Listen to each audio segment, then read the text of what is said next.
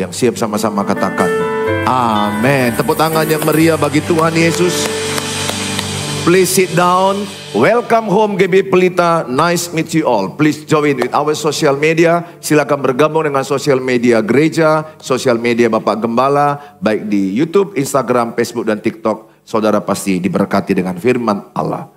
Saudara yang saya kasihi, kita sudah memasuki tahun baru. Tidak terasa 1 Januari saudara sudah hidup dengan berbagai cerita 2023. 365 hari kita sudah masuk di hari pertama. Kita sudah masuk beberapa jam. Saya berdoa supaya tidak 1 jam pun waktumu kau buat sia-sia. Jangan sampai waktumu terbuang sia-sia. Saya rindu setiap hari anak Tuhan berkemenangan. Janji Tuhan, Roma 8 ayat 37, kita lebih dari pemenang. Tuhan mau engkau berkemenangan tiap hari, tiap hari, tiap hari. Kemenangan kecil, kemenangan kecil, kemenangan kecil, dan menjadi kemenangan besar.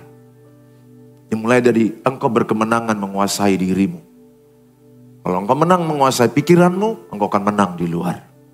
Saya ajak semua sama-sama kita belajar dari tema hidup berkemenangan setiap hari. Dalam Matius 6 ayat 34, next, kita akan lihat dikatakan dalam Matius 6 ayat yang ke-34. Sebab itu janganlah kamu khawatir akan hari besok. Karena hari besok mempunyai kesusahannya sendiri. Kesusahan sehari cukuplah untuk sehari. Kesusahan tahun 2023 cukup di tahun 2023. Jangan bawa di 2024. Semalam saya sudah sampaikan di firman Allah. Sakit hatimu di 2023 jangan bawa di 2024. Itu akan membuat overload. Akan menambahi beban hidupmu. Sudahlah. Sudah lewat kok 2023. Ampuni aja itu. Mau siapapun itu. Sesakit apapun cerita itu. Ampuni aja. Karena kalau itu saudara bawa, itu akan menambahi beban hidupmu.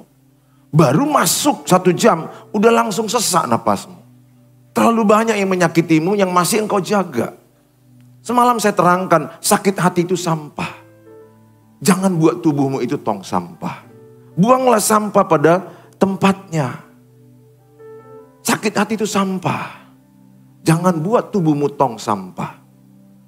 Bagaimana caranya? Roh Kudus yang ada di hatimu memampukan engkau melepaskan kasih Kristus.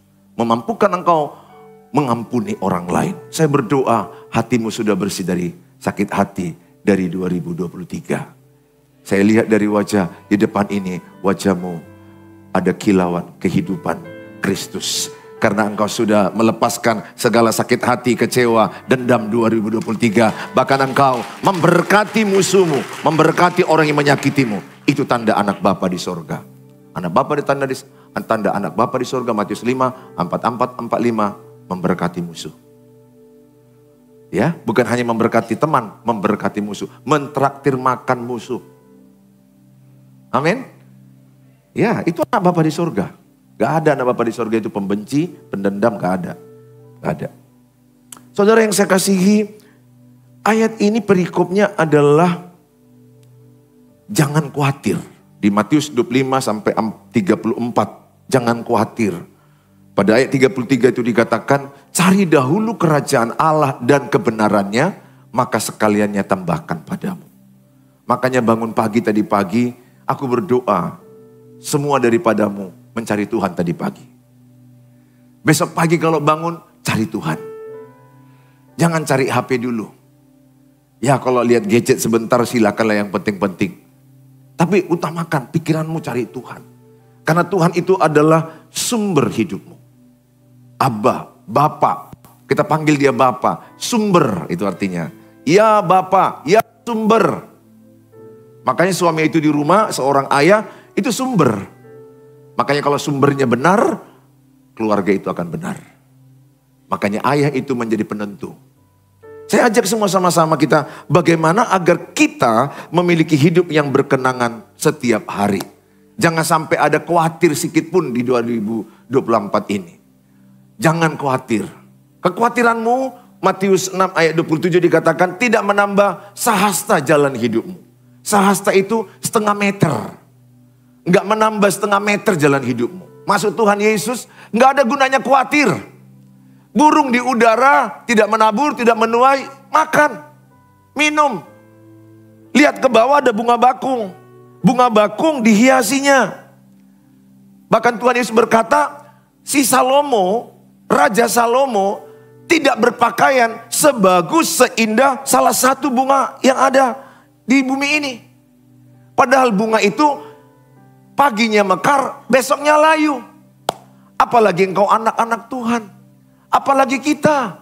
Burung di udara aja dipelihara. Bunga bakung aja dipelihara. Saya percaya engkau pasti dipelihara Tuhan. Bilang sebelahnya, engkau pasti dipelihara Tuhan. Amin. Tepuk lagi, Tuhan tahu kebutuhanmu 2024.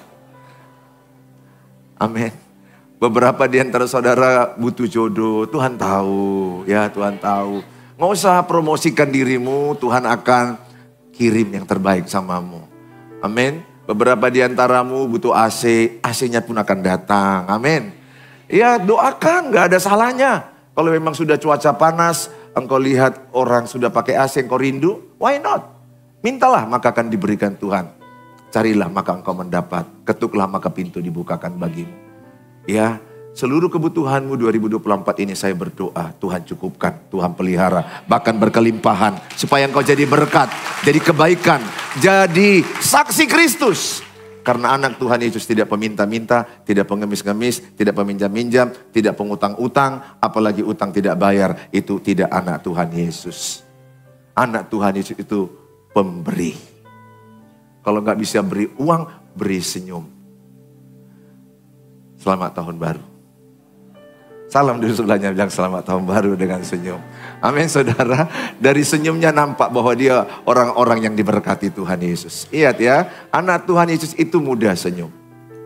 Karena anak Tuhan Yesus itu murah hati. Murah senyum, murah mengampuni, murah mentraktir. Ya, anak Tuhan Yesus itu ciri-cirinya. Saudara yang saya kasihi, kita belajar bagaimana hidup kita berkemenangan setiap hari. Yang pertama, hidup dalam iman, bukan dalam kekhawatiran. Matius 6 ayat 31 sampai 32. Sama-sama kita baca, 1, 2, ya. Sebab itu janganlah kamu khawatir dan berkata, apakah yang akan kami makan? Apakah yang akan kami minum? Apakah yang akan kami pakai? Semua itu dicari bangsa-bangsa yang tidak mengenal Allah. Akan tetapi Bapamu yang di sorga tahu bahwa kamu memerlukan semuanya itu. Manusia ini kan selalu berpikiran apa yang kami pakai, apa yang kami makan, apa yang kami minum. Tuhan Yesus berkata, tubuhmu lebih penting daripada semua itu. Hidupmu lebih penting dari semuanya itu.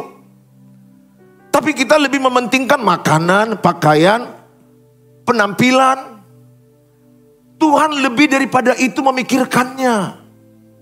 Maka Tuhan bilang jangan repot-repot memikirkan apa yang kau makan.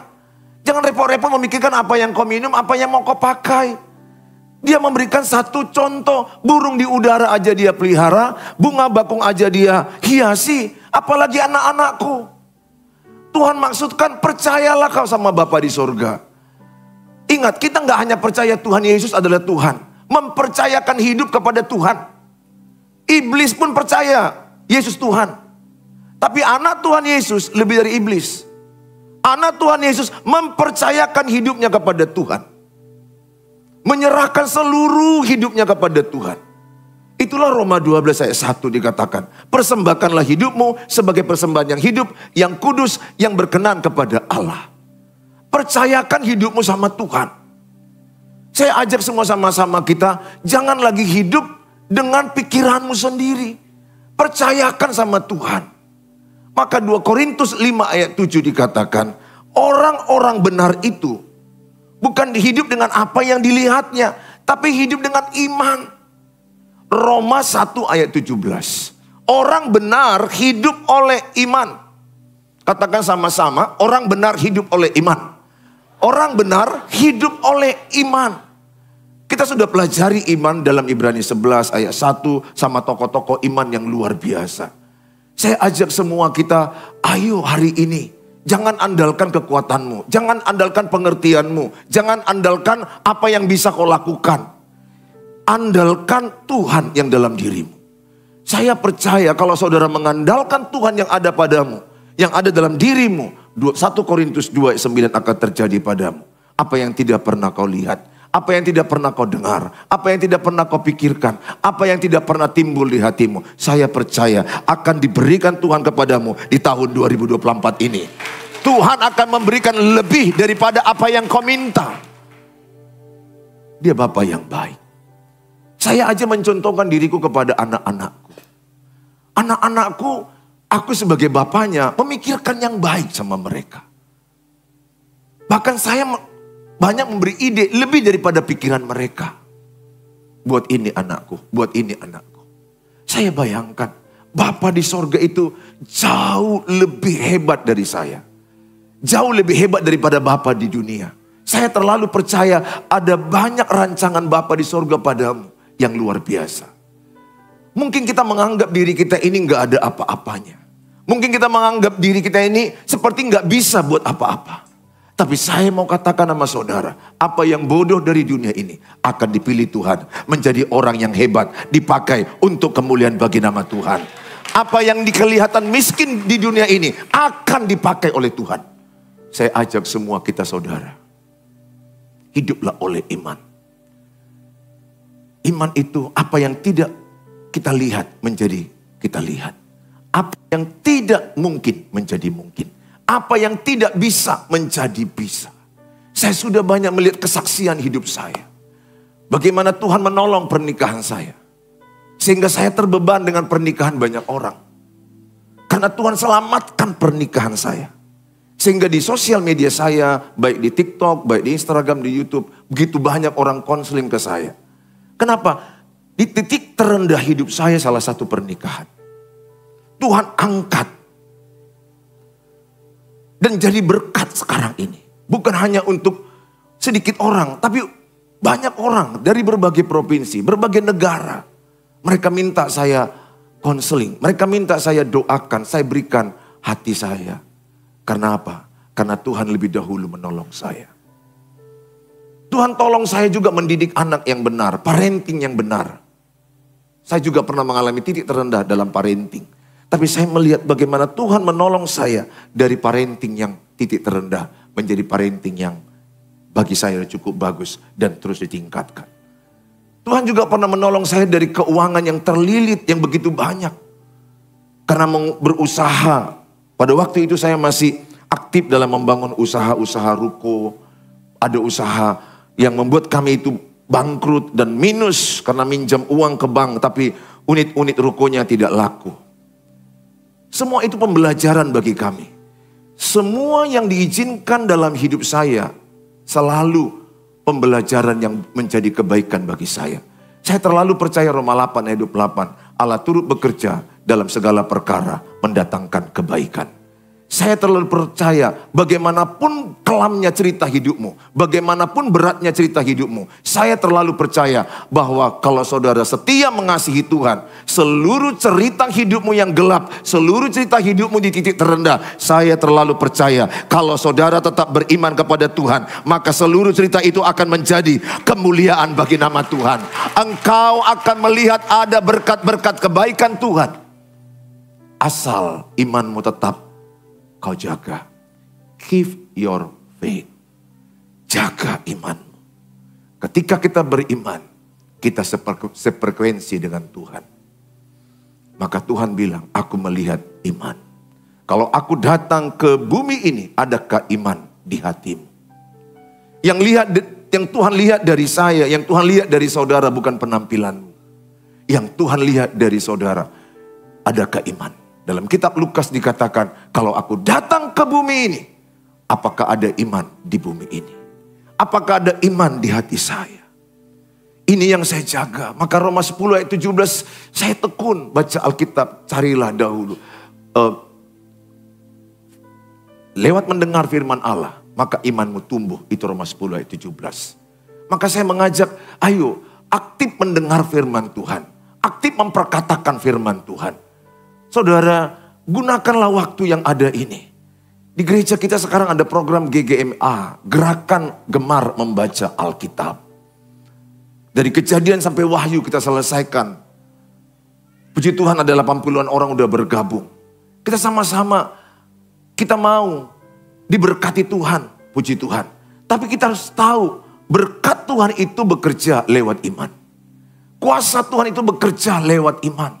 Ketika saudara mendengarkan firman pada pagi ini, dengan suasana ada beberapa agak sayu-sayu karena mungkin tadi malam main kembang api terlalu lama. Beberapa di antaramu tidurnya kulihat jam 2, jam 3. Nampak dari raut wajah. It's okay. No problem. I love you. Sarangeo. Beberapa di antaramu lihat saya sepertinya sudah begitu tersiksanya perjuanganmu. But Jesus still love you. Ya, karena tadi malam mungkin semua grup WA begitu rame. Semua mungkin tadi malam begitu semaraknya. Beberapa di antaramu main-main kembang api pada masa kecil tidak pernah dan kau lakukan tadi malam. It's okay. Tapi paling tidak saat engkau mendengar firman, imanmu tumbuh. Saya di mobil itu selalu saya dengar khotbah. Kalau tidak khotbah pujian penyembahan. Di rumah juga khotbah pujian penyembahan. Satu hari itu berjam-jam, 3, 4, 5 jam. Saya upload pikiran saya dengan firman Allah. Saya upload pikiran saya dengan pujian penyembahan. Karena Allah bertata dalam pujian penyembahan. Jangan kasih kesempatan kepada iblis. Efesus 4 pada ayat yang ke-27. Jangan beri kesempatan kepada iblis. Karena iblis senantiasa mengintai kita. 1 Petrus 5 ayat 8. Iblis bagaikan singa, seperti singa yang mengaung-ngaung ingin mencari mangsa. Jadi jangan lengah sedikit pun. Jangan sampai ada celah iblis masuk dalam pikiran.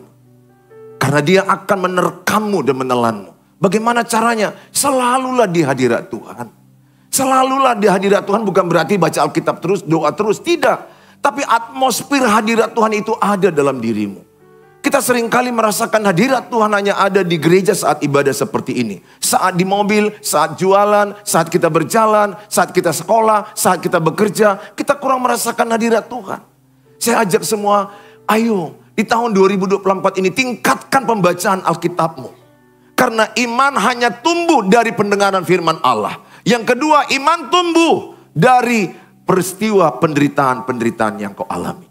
Dalam 1 Petrus 1 ayat 5 dan 6 dikatakan, iman itu bahwa penderitaan itu memurnikan imanmu. Saya ajak semua saudara untuk sama-sama ayo. Gak ada jalan lain selain kita membaca firman Tuhan. Ayo kalahkan kemalasanmu. Hari ini kita sudah dibagi. Ada Kejadian 1 dan sampai Kejadian 2, Matius 1 dan Mazmur 1 dibagi-bagi ayatnya. Enak membacanya, enak sekali membaca firman Tuhan. Beberapa memang kita nggak paham, baca aja. Nanti Roh Kudus akan tolong kita. Saya ajak semua kita, ayo kasih waktumu. Dengan engkau hidup oleh iman, maka engkau sefrekuensi dengan Tuhan.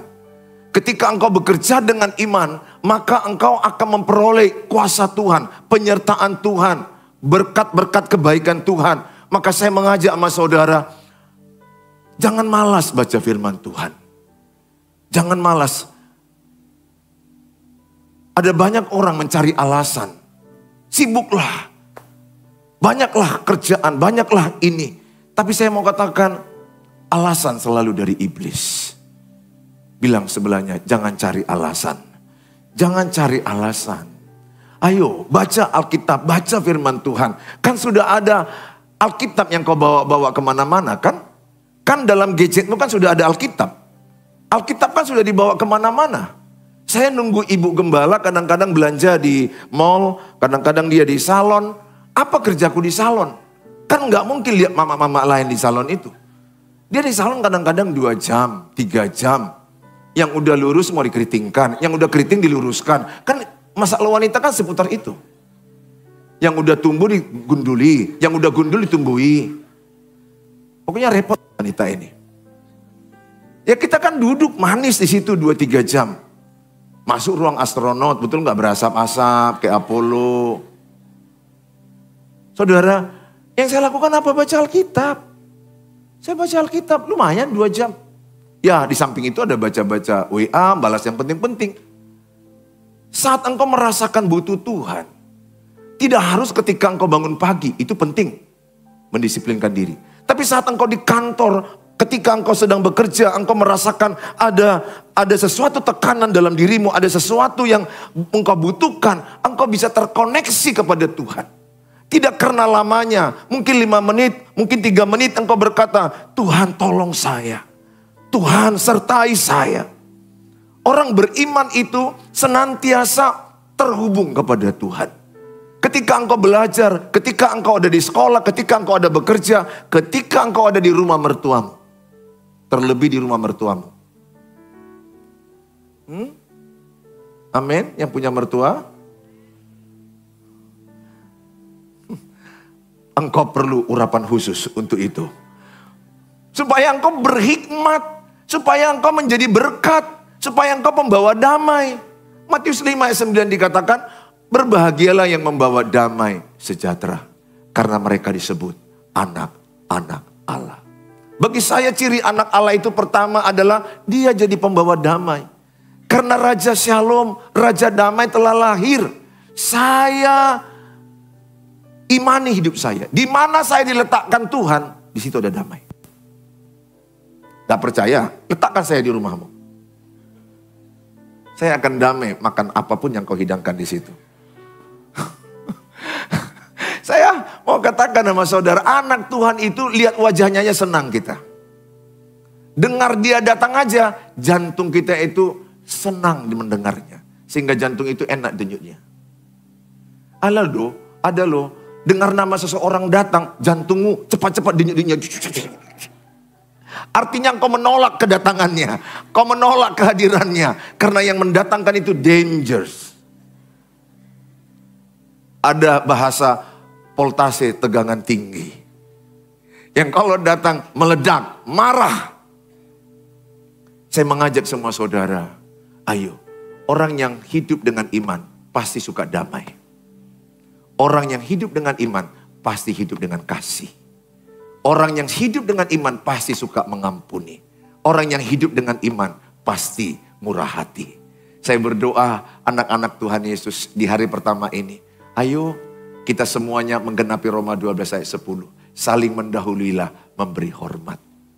Jadi kalau ada keluarga besarmu diam-diaman samamu, jangan kau ikut diam-diaman. Harus engkau yang mendahului.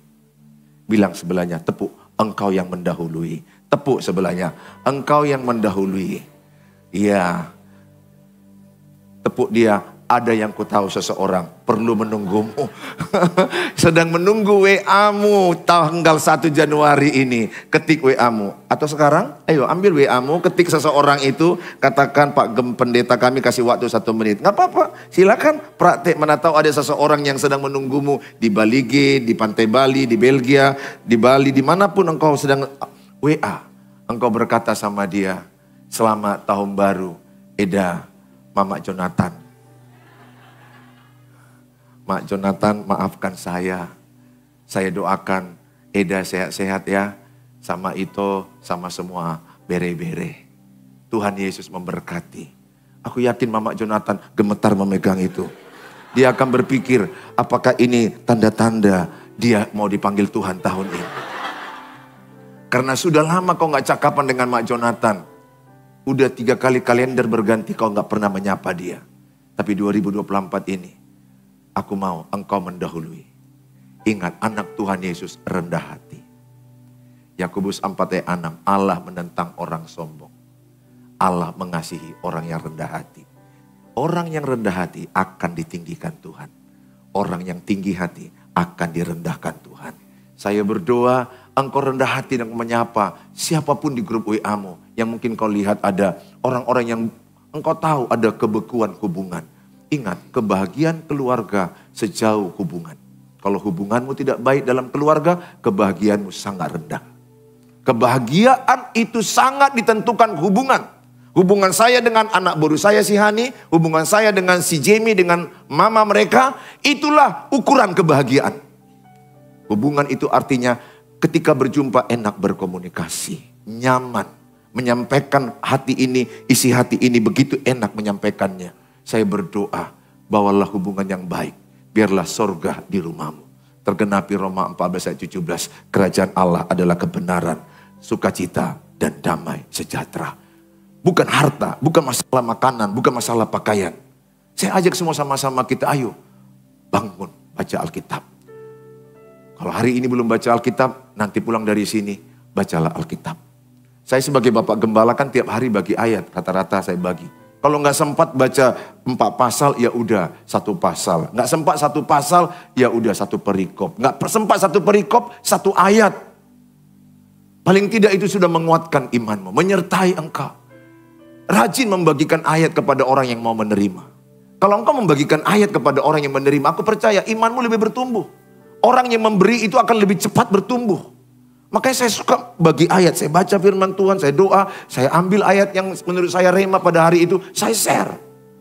Walaupun beberapa yang ku tahu di handphonemu tidak kau buka selama sebulan.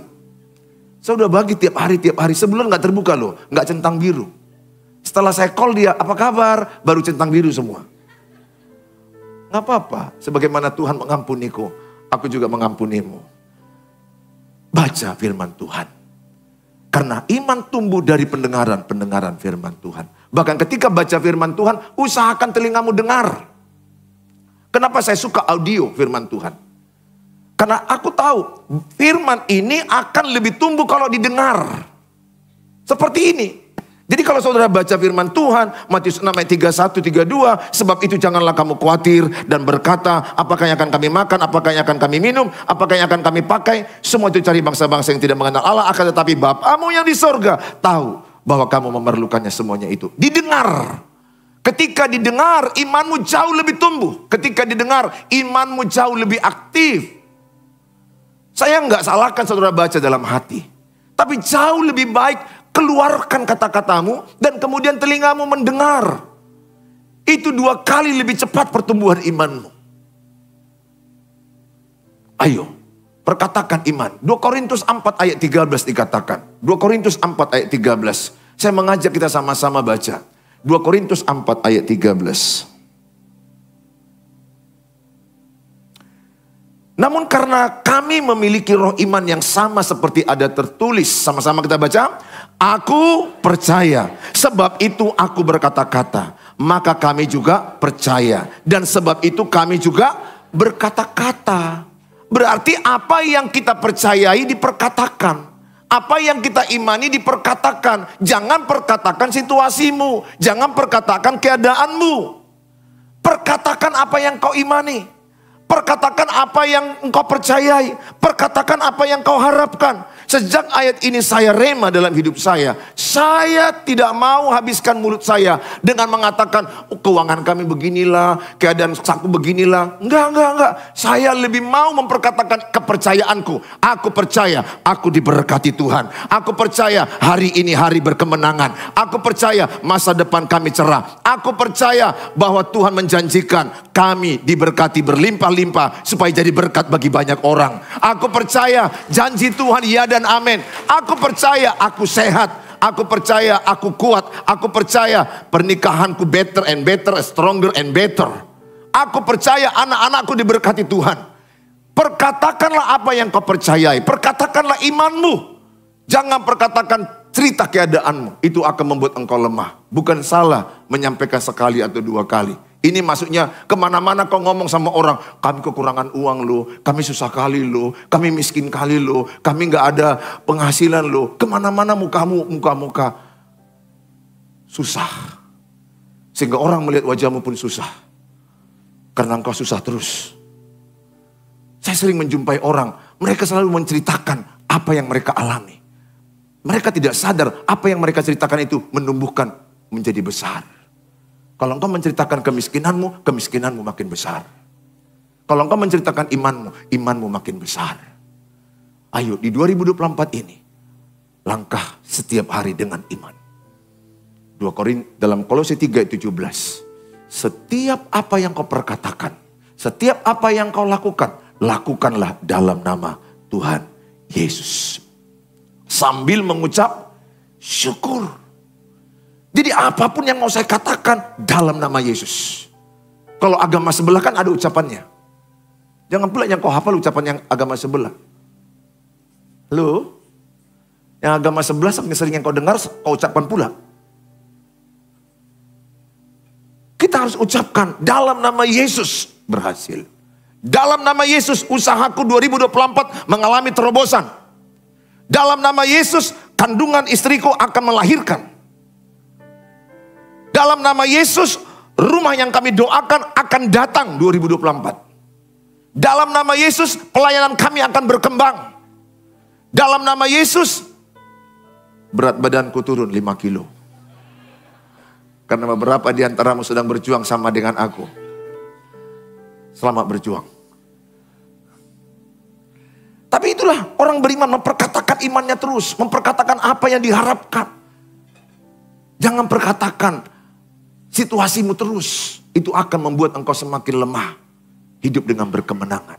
Saya terus memperkatakan di mobil, di jalan, dimanapun, mau tidur. Saya perkatakan GBI Pelita semakin bersinar. GBI Pelita semakin jadi berkat bagi bangsa-bangsa. GBI Pelita menjadi berkat bagi keluarga-keluarga, bagi pernikahan-pernikahan, bagi anak-anak semakin banyak dipulihkan. GBI Pelita semakin bertambah-tambah dipakai Tuhan. Saya memperkatakan, walaupun yang saya perkatakan kadang-kadang gak langsung jadi, tapi saya tekun memperkatakan iman saya. Khotbah 3:11, semua indah pada waktunya. Yang kedua, saya mengajak sama saudara mengatur cara hidup saudara. Sama-sama kita baca dalam kitab Efesus pasal 5 ayat yang ke-15-16. Sama-sama kita baca 1-2 ya. Karena itu perhatikanlah dengan seksama bagaimana kamu hidup. Janganlah seperti orang bebal, tetapi seperti orang arif. Dan pergunakanlah waktu yang ada, karena hari-hari ini adalah jahat. Jahat di sini bahasa Yunaninya poneros. Poneros artinya adalah dia menggunakan waktunya 24 jam sehari. Dia menggunakan waktunya 365 hari setahun. Makin lama hidupnya makin menurun. Hidupnya makin tidak berkualitas. Hidupnya makin hancur. Harusnya kan pernikahan makin lama makin bersinar. Harusnya kan saudara kalau belajar dari hidupmu yang semalam, setahun yang lalu, saya percaya 2024 ini hidupmu akan jauh lebih baik. Makanya ayat ini mengajak kita, ubah cara hidupmu di 2024. Orang beriman itu perbuatan juga. Iman tanpa perbuatan mati dan sia-sia. Sehingga cara hidupmu dari bangun pagi sampai engkau malam mau tidur, cara hidupmu itu menabur kebenaran. Saya ajak semua kita sama-sama gunakan 24 jam sehari membuat engkau makin teleos. Teleos itu artinya adalah semakin berkualitas seperti Yesus. 1 Yohanes 2:6 dikatakan hendaklah engkau serupa dengan Kristus. Dalam kitab Matius 5 dikatakan semakin lama engkau semakin harus menjadi sempurna seperti Bapa. Sempurna di situ adalah dewasa, matang. Ayo teman-teman suami-suami, semakin lama engkau menikahi istrimu, semakin matang jadi suami. Semakin lebih mudah mengalah, semakin mengayomi, semakin melindungi, semakin jadi teladan, semakin jadi imam, semakin jadi contoh bagi istrimu. Hai suami, berhenti bertengkar 2024. Jangan pernah lawan istrimu. Walaupun istrimu mungkin kelihatan cara ngomongnya itu kasar atau merepet. Sudahlah, dia itu sekutumu. Satu sekutu jangan lawan, bukan seteru. Ayo suami-suami. Kalau suami istri rukun damai, kesana Allah memerintahkan berkat. Mazmur 133 ayat 3. Kesana Allah perintahkan berkat. Berkat mengejar suami istri yang rukun. Tapi berkat akan jauh dari suami istri yang berantem. Berantem itu hanya karena mereka egois. Amsal 13 ayat yang ke-10. Keangkuhan awal pertengkaran. Keangkuhan awal pertengkaran. Yakobus 4 ayat 1. Hawa nafsumu ingin benar, itulah yang membuat engkau bertengkar. Itu Yakobus 4 ayat 1. Kesombongan. Saya bisa pastikan orang yang bertengkar itu orang sombong. Anak Tuhan Yesus tidak mau bertengkar. Saya deklarasikan diri saya tidak mau bertengkar. Apalagi dengan istriku. Apalagi dengan anak-anakku. Apalagi dengan keluarga mertuaku. No way.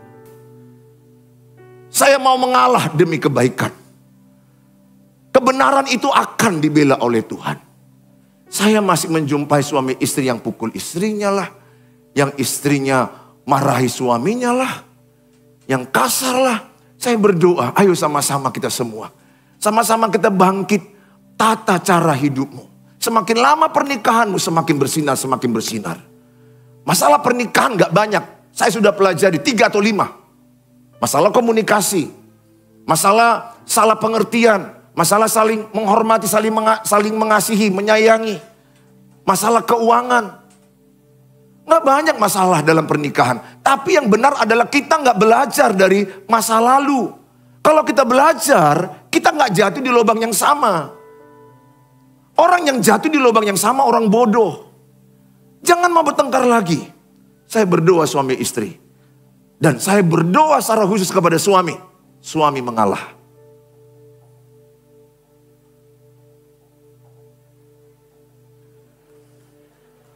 Amin. Berapa banyak mau menjadi suami yang mau mengalah sama istrinya? Coba lambaikan tangannya. Gak usah. Ya, amin. Ya, istrimu bukan lawanmu. Ngapailah. Terima kasih buat kejujuran saudara. Saudara, kita gak sempurna. Paling tidak kita, kenapa aku tidak mau melawan istriku? Karena aku sayang sama dia. Aku sayang. Apakah dia sempurna? Tidak. Ketika dia merepet-repet itu, pokoknya itu tanda dia hidup. Terima kasih. Dan perbaikan bagi hidup saya, adrenalin. Udahlah. Memang kan perempuan dikatakan psikologi harus ngomong 15.000 kata. Kalau dia ngomong-ngomong biasa baru 5.000. Ketika repetan rudal itu, Pak, baru 20.000 kata, 30.000 kata. Ya kalau bisa pun baiknya wanita menguasai emosi, menguasai diri. Sehingga tidak perlu. Saya berdoa setiap saudara dan saya, ubah cara hidupmu. Besok bangun pagi, cari Tuhan. Berdoa, bersyukur. Kurangi beban yang gak perlu. Teman-teman yang gak perlu, kurangi. Eliminasi. Teman-teman relationship yang toksik, cut. Eliminasi. Lihat apa yang perlu kau lihat, dengar apa yang perlu kau dengar, pikirkan apa yang perlu kau pikirkan. Yang selebihnya gak usah. Kalau engkau mendengar seseorang, langsung deteksi, ini perlu nggak? Nggak perlu. Sana kau jawab, nggak perlu. Maksudnya nggak perlu saudara menghabiskan waktu. Bukan sekasar itulah. Saudara harus seleksi. Pergaulan yang buruk merusak kebiasaan yang baik. Di poin yang ketiga kita diajarkan, kuasai pikiranmu. Pikiranmu adalah berpikir sesuai dengan firman Allah. Apa yang benar, apa yang suci, apa yang kudus, apa yang sedap didengar. Kebajikan, itulah pikirkan. Jadi di pikiran saya ini, memikirkan tentang orang lain yang gak perlu-perlu, gak usah. Cukup, ini saringan saya. Saya hanya memikirkan yang suci. Kalau ada hal-hal yang pornografi yang memancing saya di sini, ini gak bagian saya. Saya cepat skip. Kalau bisa dihapus selama-lamanya. Tapi gak bisa kan, karena ini kan sudah IT. Kita harus kena imbas. Tapi kita harus punya filtrasi. Saya gak mau memikirkan sakit hati, kecewa, gak. No way. Life is too short. Life is choice. Enjoy your life. Jangan bebani pikiranmu yang hanya gak perlu-perlu. Gunakan waktumu yang ada. Selama 365 hari dalam 2024. Cara hidupmu yang benar. Kerjakan dengan benar. Yang gak perlu kau kerjakan, jangan kerjakan. Yang gak perlu didengar, jangan dengar. Yang gak perlu dilihat, jangan dilihat. Gak perlu dipikirkan, jangan dipikirkan. Pikirkan aja yang perlu-perlu. Bilang sebelahnya tepuk, pikirkan yang perlu-perlu. Firman Tuhan perlu dipikirkan. Amin. Keluarga perlu dipikirkan. Masa depan anak-anakmu perlu dipikirkan. Usahamu perlu dipikirkan. Keluarga mertuamu perlu dipikirkan. Amin. Tepuk tangan bagi Tuhan Yesus. Tuhan memberkati kita. Haleluya.